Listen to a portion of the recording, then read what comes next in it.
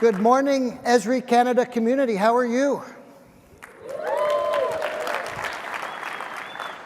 I am delighted to join you this morning. I am an incredible fan of this community, of this work that you do. And when I think about the Canadian Wildlife Federation, I think about our work. I like to think of it as we do the science of conservation. You do the science of where. And I believe that if we're smart together, we can bleed even more together, that science of conservation with the science of where, to create the Canada we all want. As Brian graciously introduced me, I just let you know me for a second. I started here in Toronto in the Ministry of Environment and Energy, and I spent 5 years there. Then I joined the United Nations Development Program for over a decade, have worked internationally, and came back to Canada to become the CEO of the Canadian Wildlife Federation. I have seen gazelles birthing on the steppes of Mongolia. I have stood at the bottom of Mount Kilimanjaro and trained people on how to stop the illegal trade in wildlife, in rhinos and elephants, helped fishermen in the coast of Madagascar live sustainable livelihoods, worked in the Caribbean on fighting climate change, the base of the Andes Mountains and in the Amazon. But when I'm back in Canada, I am always in awe of one special thing. We live in one of the most beautiful places on the planet. We live in a place of wilderness. We live in a place of habitats, mountains to coasts. We live in a place that's unique, and having worked in so many places, I believe that part of the Canadian psyche is profoundly connected to nature. It is part of our culture. And that's why I, as CWF CEO, joined this organization, because I think our strategic plan, is truly innovative. We bring this science of conservation, but not just in a normal way. We look at how do we create a culture of conservation in Canada. Imagine if everyone made decisions based on the simple thought of what does this also do for nature? The way we shop, the way we raise our kids, the jobs we take. All of these can be done in a win-win between nature and economy and Canadian wildlife. Then we need to inspire every Canadian. Ethic is important, but action is what really makes a difference. So we work in CWF, as many of you do, to create opportunities for Canadians to be part of the solution. We, of course, also work on key species we love and the places they live. We are Canada's longest, only national NGO working in the wildlife and habitat space. We're over 60 years old. We have 120 staff across this beautiful country. I'm going to tell you today about our newly launched Canadian Centre for Nature-Based Education. And I'm going to tell you 4 stories on our conservation side. The story of the North Atlantic right whale, story of pronghorns, monarchs, and our freshwater species. And you'll see where meeting science. Isn't he cute? Is that why we do this work? Yes, but it's not enough. We do this work because it's what makes a healthy Canada, a greener economy. We can have development with green growth. We can have conservation that's good for families, that's good for communities, that's good for a national economy. We can do this work in a way that protects our life support systems as we deal with the challenges ahead with climate change. It helps us build resilience as an economy, as a community, and helps inspire us and remind us of the responsibilities we all bear. How many of you know about the North Atlantic right whale? Not so many hands. It is a hard and beautiful story. There's only 384 of this species left.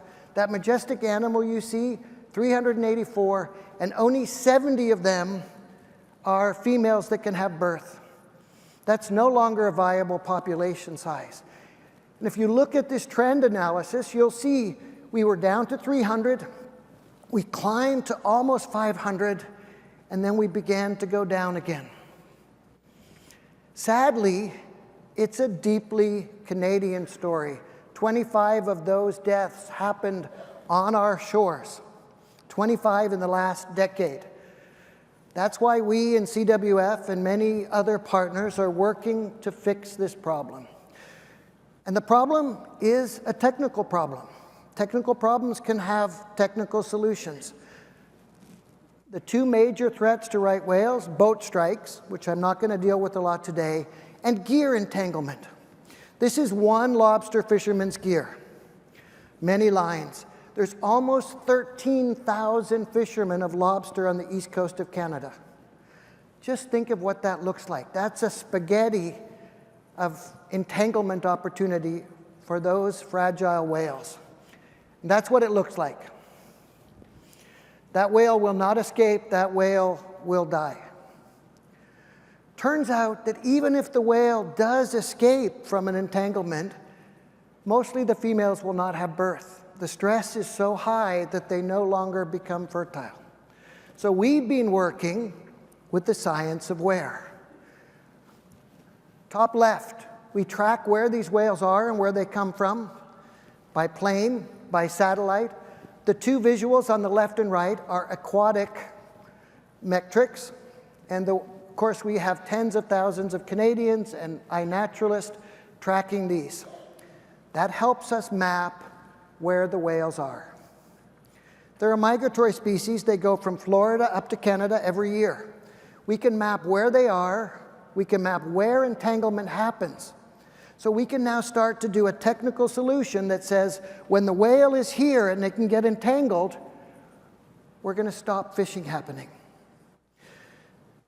That helps us set a policy regime and program for closures for whales. If you close the two industries of the snow crab and the lobster, problem goes 90% away. Esri has been working with DFO, the Department of Fisheries and Oceans, for over a decade, creating these maps that help every fisherman, every policymaker, every NGO like us understand this and put it in place. That's why we have been working with Esri software, ArcGIS, to really make sure we understood how we can help. But what's the challenge in this? The challenge is that 13,000 fishermen, those 13,000 harvesters and fisher people. So we've been working also to think, what can you do to resolve this problem? And the solution is elegant but difficult: ropeless gear. Instead of having ropes, you put a trap down with a tank and a balloon. The fisher harvester clicks the button at the right time, air goes in, rises to the surface. Again, it's a geospatial challenge. You've got those 13,000 with thousands of traps. It's a complex spatial problem that we're working on. And it means looking at all the different technologies, and behavior change is complicated. It means working with fishermen themselves, working with DFO, working with the technical providers to make sure we can find a way forward that's good for the whale, good for the community. It means that we have to design smart. So every time we do an intervention in CWF, we look at how we can help other species. If you convert these technologies, not only do you protect North Atlantic right whales, you protect many other whales, as well as the species, otters, other animals. We have a team, almost 13 people, out in Halifax, every day working on this issue. And there's good news. For the first time in a long time, the report on the North Atlantic right whale showed an 8 whale increase this year. We don't know how many of those are female, but when we work together, where plus science, we can make a big difference. Going to jump from our marine landscape across to pronghorns. Not many people knew about the North Atlantic whale. How many of you know about pronghorns? I love the pronghorn. It is the second fastest species on the planet behind the cheetah. It's the fastest mammal species in North America. It migrates like the whale, not as far. It goes from southern Alberta, or northern Alberta and Saskatchewan. Here's its range here, all the way down into the northern US. You'll see there's a big line in the middle. That orange line is the Trans-Canada Highway. That's a really important part of the story. Because it turns out the biggest threats to pronghorns are the roads and the fences that stop their migration. They're an incredibly skittish species. That's why they're so fast, because they're afraid all the time. They're always looking around and ready to jump and leap. So when they hit a road or a fence, they freak out a little. So farmers across this landscape have been making conversions to the way they build fences. Turns out, if you eliminate the barbs and use soft, smooth wire on the bottom, raise that a little bit, you can make a transformation on the fence landscape. And many, many farmers across the prairies are doing that work. But it's not enough, because we have that problem with the roads. This is a GIS collar. When we put GIS collars on pronghorns, we can begin to understand how they move. He's moving up from the US in the warmth of the summer. Now watch what happens when this collared pronghorn hits the Trans-Canada. This is across a course of 2 or 3 weeks. It goes back and forth and gets stuck. The science of where helps us understand, where do people see? These are all data sources out there. We track where citizen science shows the pronghorn. We in Canada are the custodians, the managers of iNaturalist, a very powerful app which lets everyday Canadians track species. We use this app, also based on Esri's architecture, to drive this work. We can track with those collars and visualizations where they move. And we can sadly track where animals get hit on the Trans-Canada. We can bring those 3 data points together to look at where should we build a passageway for pronghorns. And again, when you do it for pronghorns, you do it for many species. Pronghorns are traditional animals. They always follow the same route, year after year, generation after generation. So we need to create one of these for the pronghorn. And you may look and go, that's crazy. We're not really going to build one of these, are we? How many of you have seen one of these? Oh, that's the most hands I've seen up. We build them in Canada. This is Canmore, Alberta. This is a real-life barrier recovered and lets the species cross. We want to do that with you, with Canadians, for the pronghorn. I am super happy to let you know that Alec and I and the team at CWF have been working on a new and deeper partnership, and Alec has made the lovely decision to give a $1 million in-kind contribution to CWF.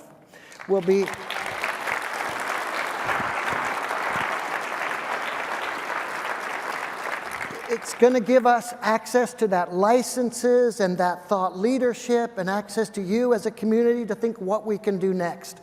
So I'm going to quickly run through some dreams we have, because we want to dream with you, the Esri Canada family, about what we can do. So first of all, monarchs. Incredibly charismatic species. We love them. Turns out they're also endangered in Canada, endangered in the US, endangered in Mexico. They need our care. They need our attention. They migrate, like those other species, every year. Not everyone knows that they migrate in generations. It's not one generation to get from Mexico to Canada. It's actually 4 or 5 generations. So we use ArcGIS to figure out where they stop, how long they stop, when they move, when they get to the next place, so we can work with communities and activists to create a smooth migration. We work extensively on restoring rights of ways and meadows. Turns out the most effective thing you can do for a monarch and other pollinators is create a space for them to live, have children, to eat. These are rights of way, these are community gardens, and we've certified over 6,000 gardens in Canada. We work with over 40 partners to change the way roads are protected on each side and right-of-ways are created in Canada. Just to give you a sense of the space, if you look at the rural roads in Canada and what we could be building in terms of healthy right-of-way, that's the size of 2 Prince Edward Islands. And it really can be small changes. When you mow, what pesticides you use or don't use, what you grow, the seed stock you use, and I'll use this as a quick moment to say, use native seeds. All of you city planners, you right-of-way people, we import seeds from the US, and we should be having a robust native seed economy here in Canada. I could talk to you about many of these partners, but I want to just touch on one special partner for us, the 407. The 407 has been working with us for the last 3 years. They've changed the way their highways are done on the side. That's great, but they didn't stop there. They work with us to support all of the different communities around the 407, city governments, conservancies, community groups, to change those. But they also worked on communication. This sign is one of my favorite signs on the planet. How many of you have seen this Welcome the Monarch sign on the 407? This is a way for everyone who drives up and down that highway to be connected to the Monarch story. I was talking to my colleague there, Christina, who's the VP of Communications, just yesterday, and she told me their communication team won a Silver Leaf Award last week. This is their second big national award they've won for communications on the Monarch. And I tell that story because it shows us that we can have conservation interventions that are good for the wildlife, good for the business, and good for what we show Canadians as a way forward. I won't announce it today, but to let you know, in the very near future, we're going to announce a much bigger partnership with the 407 to deepen this work. So any of you who use that highway or that landscape, do contact us and get involved. But I dream about a monarch living atlas. And this is what we want to work with Esri and you. Imagine if we mapped that entire migration route on ArcGIS. Imagine if we used story maps to layer in what everyone is doing. Imagine if we used apps to activate communities. Imagine if we had a place to share and learn, get the right seeds in the right place at the right time, so we could save this incredible species. I'm going to jump now to freshwater. Turns out, if you look at Canadian freshwater species at risk, it's way worse than we thought. Over a third of the freshwater species in Canada are at risk or endangered, some critically endangered. 2/3 or 3/4 of our freshwater mussels. And how many fishermen or anglers in the crowd? Many of our recreational species are at risk. So we've been working to fix this problem. There's many threats that affect freshwater, invasive species, habitat fragmentation. We have chosen to work on the issue of barriers. It turns out that some of the most important emblematic species in Canada, the Chinook salmon here and the American eel, are also migratory. You can imagine if a fish is swimming to the place where it gives birth and there's a blockage, that whole track disappears. And it's a complex science. Sometimes the culverts are too big, sometimes the culverts are too small, sometimes they're in the wrong place, sometimes they're not open at the right time. It's a little bit of a Goldie Bear tricky problem we're trying to solve. That means we need to understand, again, the science of where. And we have mapped over 1,500 data points across Canada. We're excited to migrate this all onto ArcGIS with Esri Canada. That process has started because we want to move this which is an incredibly difficult map to work with. It's beautiful, but that's 1,500 data sources. Not many planners can work with this. So what we've done, this is the horsefly watershed in BC. We can dig deeper, and we can now have tools to help work with Indigenous communities, local NGOs, city governments, to identify the most important barriers. So we can now go from 2,500 to just 5. That's what this is, a real life story. If we eliminate these 5 barriers in horsefly, we can create 50% more space, 50% less fragmentation for the Pacific salmon. That's smart programming. That's when we bring science of where with the science of conservation. I'm going to close with a quick story on education. Last week we launched our Canadian Centre for Nature-Based Education. And we really believe that to change the way Canadians connect to nature, we have to change the education system. That means formal education, what happens in school, non-formal, what happens in our clubs and our associations, our 4-H and our Girl Guides and our Boy Scouts, and informal, what happens in all your talks at the office. We know that you can't see this as clear, 95% of teachers believe that environment is an important issue, but only 29% get outdoors for more than an hour a week with their kids. It's just not enough. So we have done a lot. We've done a lot of programming. CWF has reached 1 million+ Canadians in meaningful encounters over the last 5 years. But we know it's not enough. So last week, with Esri Canada and all of these partners, we launched the Canadian Centre for Nature-Based Education. This has now got 29 partners.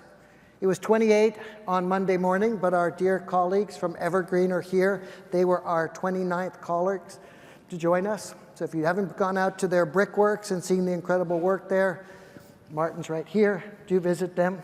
But the 407 is there, Esri is there, Girl Scouts are there. If you have an education mandate, do come and join us. Today you'll meet 3 amazing grade 10 students from the David Suzuki Secondary School in Brampton. And they're going to show you the power of young minds when they meet this type of amazing software. So I'm not going to it's coming up. But I saw the story at user conference in San Diego this year of these 4 kids from Panama who mapped the Panama Canal, the lakes, their community, and I could see their efficacy, their agency, their confidence increase from use of these tools. And it made me aware we need every school to have access to these technologies. We need teachers like this good teacher here mentoring the students through these process. So we're launching with Esri Canada a education geo-portal. Imagine if all of those tools that Jean Tong and that amazing education team at Esri Canada was available to every student with mentoring for teachers and support. Imagine all of the educational content that our friends and allies in the Canadian Centre was there. Imagine if we had a place to understand what's happening. So you as a parent in Saskatoon can click on an atlas and figure out, I could go there, I could go there. I could learn from them, I can share here. All of this is now feasible. We can do it. Part of that is asset mapping. We need to understand where learning happens in Canada. When we understand where learning happens, then all of us can find it. It will be transformational. We've been mapping how educational products could be, these geospatial tools could be used for kids, secondary school, high school, postgraduate, lifelong learning. This is the arc of Esri Canada materials that can go in there. These are the salary levels equated with these jobs. We can get higher salaries with better education, with better conservation, all in one package. There's a young woman in the audience called Jade. Where's Jade?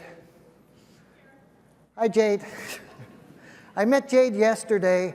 Jade was a participant in our Canadian Conservation Corps. She spent over a year working in situ with partners, learning in a cohort. She spent 3 months with the Nature Conservancy of Canada. Then she went and got her GIS qualifications and now works in a commercial consulting firm working on GIS. We want these rooms to be full of dozens of Jades, hundreds of Jades, because that's how we're going to transform this space. I'm going to close by just underscoring that there's many things you can do in joining us. If you're a right-of-way manager, talk to us. Get the right seeds, the right management regime. If you have a potential for a barrier removal project, if you have liability sitting with a dam or a culvert and you want help in figuring out which dam and which culvert and how to effectively remove those, talk to us. Talk to your staff about these issues. Run a bio-blitz. But most important, I encourage you to take someone you love outside. Turns out, if you look at the data, the most profound way to create a culture of conservation is to go outside with those you love. Grandparents, take your grandkids out. Parents, take your kids out. Kids, take your parents out. Every year we do a love note to Canada as CWF. So we're launching this love note this year. So I offer you a small gift from CWF to you and to Canada. So please enjoy this video.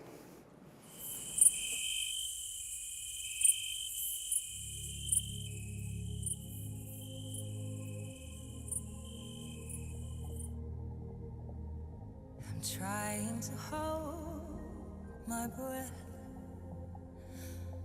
Let it stay this way. Can't let this moment end.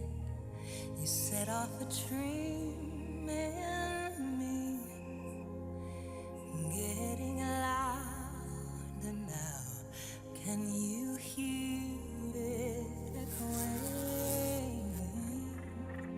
Take my hand. Will you share this with me?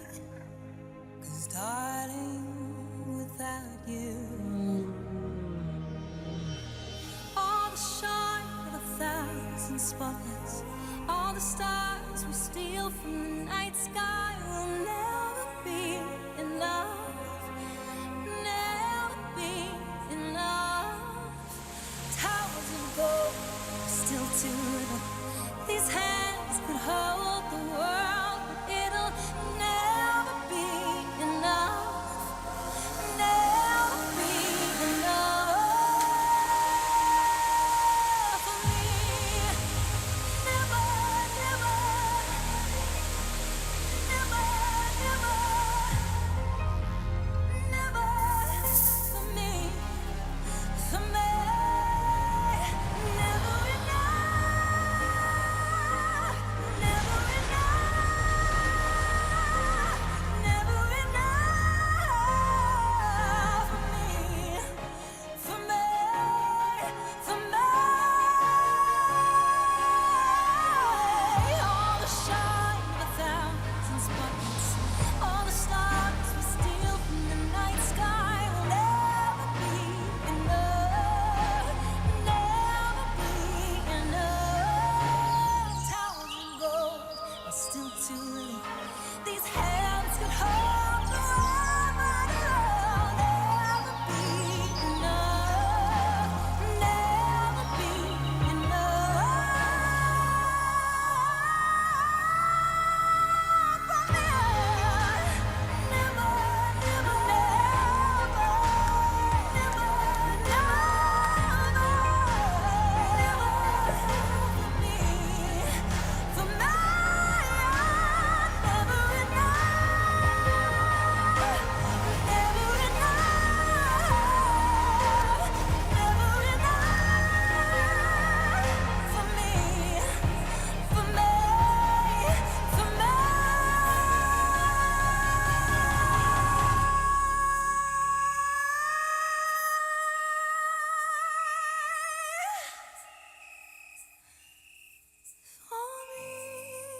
Enough is enough.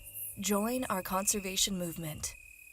Committed, connected, together unstoppable.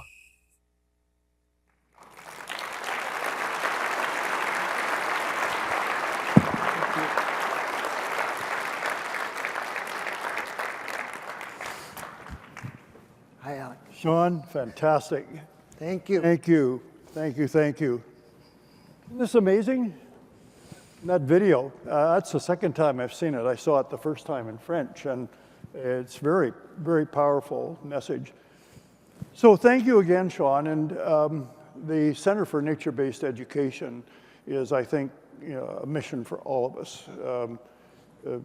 We had our staff addressed this summer by Dr. Melissa Lem, who's a medical doctor in Vancouver, who has created an organization with BC Parks called Parks, P-A-R-X, and they prescribe time in nature for people that have mental illness. And it's just, you can see just the videos and looking at your slides at how much it makes you relax when you see it. So you've been here for 2 days, and you've seen a lot. What has anything changed your approach, having been here with this team, this crowd of people? Yeah. So first of all, Alec, a huge thank you, and a thank you to Esri Canada for letting us be here. We believe that there's so many things we could do. We thought we were doing a good job. But when I see what all of you are doing, I see so much extra applications we can bring to bear. Maybe I'll give 3 examples. I look at what you're doing with LiDAR, and it makes me think if we were to bring that at scale to conservation in Canada, we could understand habitats better, we could understand species better, we could understand migration better.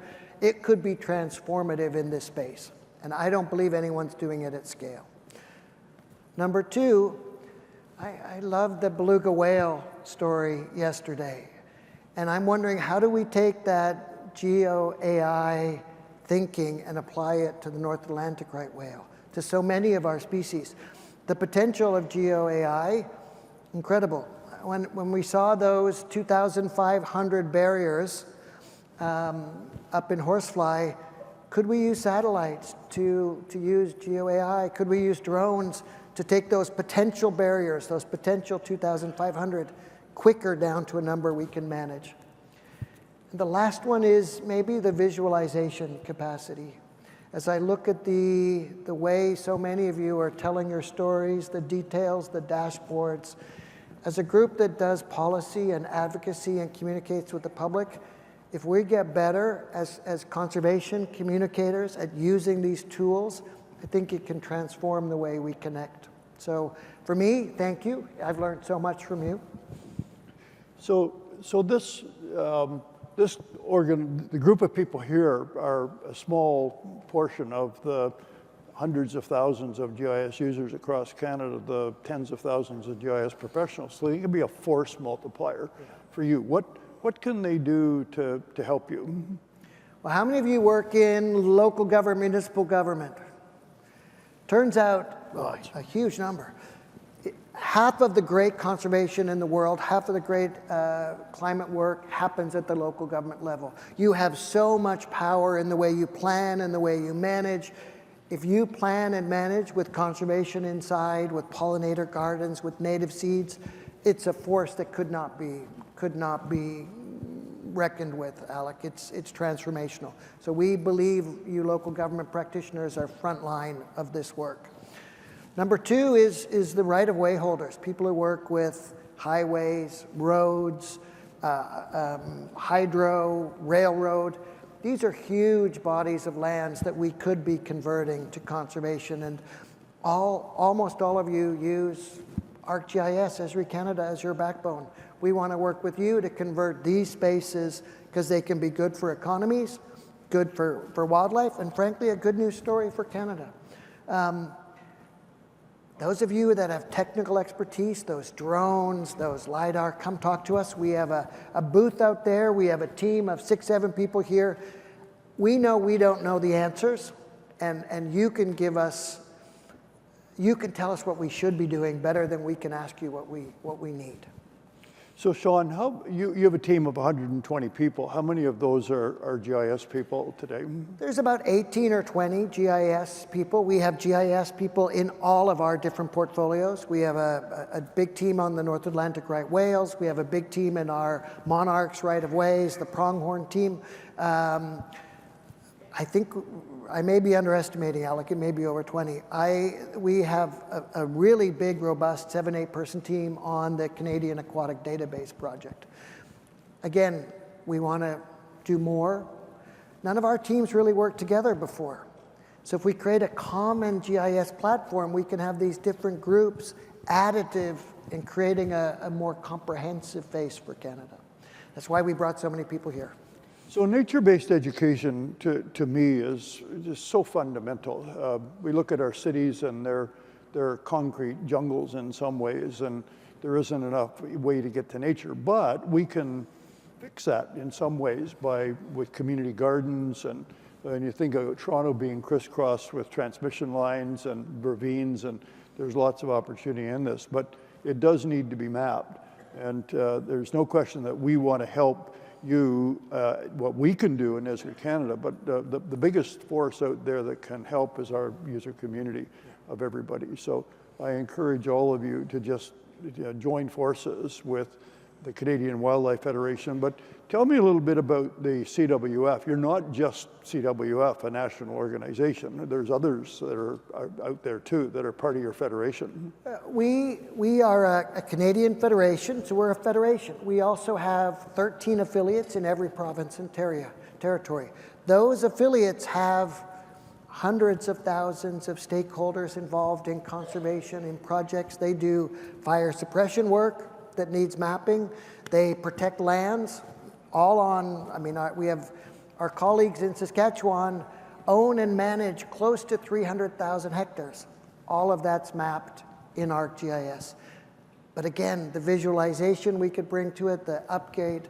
So we have a family that does conservation together, and the family is growing. We want new partners. As the Canadian Wildlife Federation, we take this word Canadian very seriously, and that doesn't mean you work alone. It means you work in a pack. So I think with Sean, we have a chance here to lead the world in this. And Sean has just come off how many years with IUCN? 9 years in an international organization working on these communication issues and educations globally, and Canada's a beautiful, special place. So the IUCN is the International Union for the Conservation of Nature. And Sean was key in that education committee and wants to transfer, he's still part of that organization too, and wants to bring that expertise that he's seen, knowledge he's seen around the world, and really focus it here in Canada. And we're just thrilled to be part of this and helping you. So it is an honor, Alec, to work with you, to work with all of you. I would be remiss if I didn't do one more thing though before we leave the stage. Those incredible photos you saw, those photos are from everyday Canadian photographers. We get tens of thousands of people send us their pictures. That's what Canada looks like through the eyes of Canadians. So I just want to take a second to honor all of those photo people. And to say, we have an incredible team, and there's 6 or 7 of our most passionate here. Please come across to the booth, talk to us, tell us what you can do with us and what we can do with you. thank you, Sean. Thank you, Alex. Thank you. Thank you, everyone. Thank you.